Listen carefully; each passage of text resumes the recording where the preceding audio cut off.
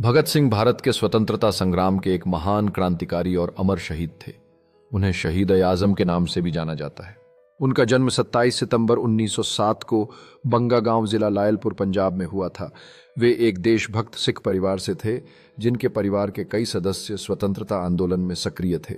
1919 में हुए जलियांवाला बाग हत्याकांड ने उनके मन पर गहरा प्रभाव डाला, जिसने उन्हें ब्रिटिश राज के खिलाफ लड़ने के लिए प्रेरित किया।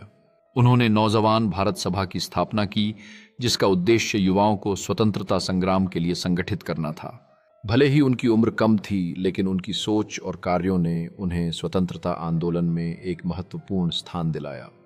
क्रांतिकारी गतिविधियों में भाग लेते हुए भगत सिंह ने अपने विचारों को पूरे देश में फैलाने का कार्य किया। उनकी गिरफ्तारी के बाद देश भर में प्रदर्शन हुए और लोगों ने उनके साहस की गाथाएं गाईं।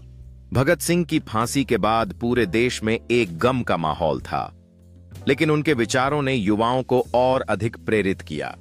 उन्होंने अपनी शहादत से स्वतंत्रता संग्राम में नई जान फूंक दी। क्रांतिकारी गतिविधियां: उन्होंने नौजवान भारत सभा 1926 की स्थापना की, जिसका उद्देश्य युवाओं को स्वतंत्रता संग्राम के लिए संगठित करना था। वह Hindustan socialist Republican association HSRA के प्रमुख सदस्य बने। 1992 में उन्होंने और बटुकेश्वर दत्त ने केंद्रीय विधानसभा में बम फेंका।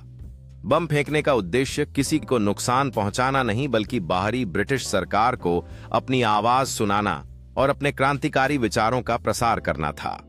बम फेंकने के बाद उन्होंने खुद को गिरफ्तार कराया। विचारधारा वे मार्क्सवाद और समाजवाद से बहुत प्रभावित थे। उनका मानना था कि आजादी सिर्फ राजनीतिक नहीं, बल्कि सामाजिक और आर्थिक समानता वाली भी होनी चाहिए। उनकी विचारधारा आज भी युवा पीढ़ी को प्रेरित करती है और उन्हें समानता और स्वतंत्रता के लिए संघर्ष करने के लिए प्रोत्साहित करती है।